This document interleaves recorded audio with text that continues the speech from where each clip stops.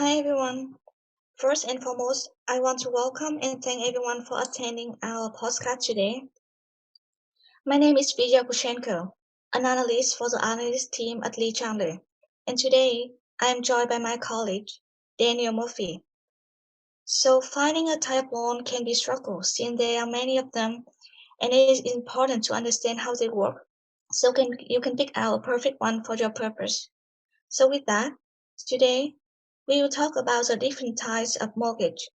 To begin, I will talk about the 30 years fixed rate and the 15-year fixed rate loan. There are a variety of mortgages available, but for most of home buyers, in practice, the 30 years fixed rate and the 15-year fixed rate mortgage are the most popular. These loans are structurally similar. The main difference is the term. While a 30 years mortgage can make your monthly payments more affordable, a 15-year mortgage generally costs less in the long run. Let's take a look at the 30 years mortgage. In this kind of mortgage, the balance shrinks much more slowly because the home buyer is borrowing the same amount of money for twice as long.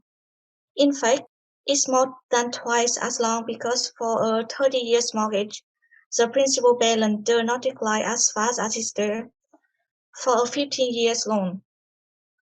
So the higher the interest rate, the greater the gap between the two mortgages. When the interest rate is 4%, for example, the borrower actually pays almost 2.2 times more interest to borrow the same amount of principal over 30 years compared with a 15 years loan. Next, we will move on to the 15 years mortgage. So normally, consumers pay less on a 15-year mortgage, anywhere from a quarter of a percent to a full percent.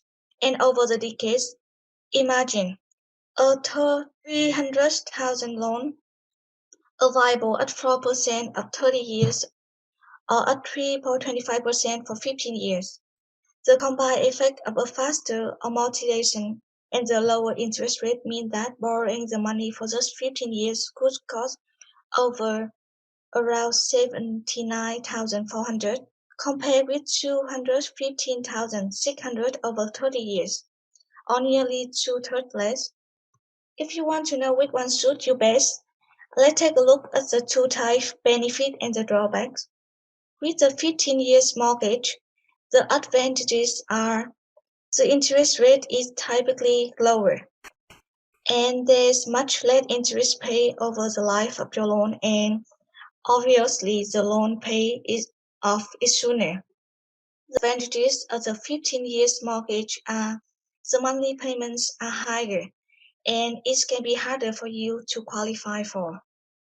On the other hand, things are advantages for 15-year mortgage seem to be disadvantages for 30 years mortgage and vice versa. With the 30 years mortgage, the pros are monthly payments are lower, and there's potential more money available for emergency. And then it's lower income qualification. About the cons, it's gonna be the interest is typically higher. The loan take longer to pay off, and there's much more interest paid versus a shorter term loan. And next, Daniel will speak on the differences between fixed and adjustable rate. So first, looking at the fixed rate, the main point is that the interest rate stays the same throughout the term of the loan. So whether it's 15-year or 30-year mortgage, and initially there more goes towards the interest rate than the principal, and that changes throughout the term of the loan. For the adjustable rate, the rates will change throughout the term of the loan. So you are kind of taking an extra risk with the interest rate risk, whether rates are going to rise or fall throughout the 15 or 30-year term of the loan.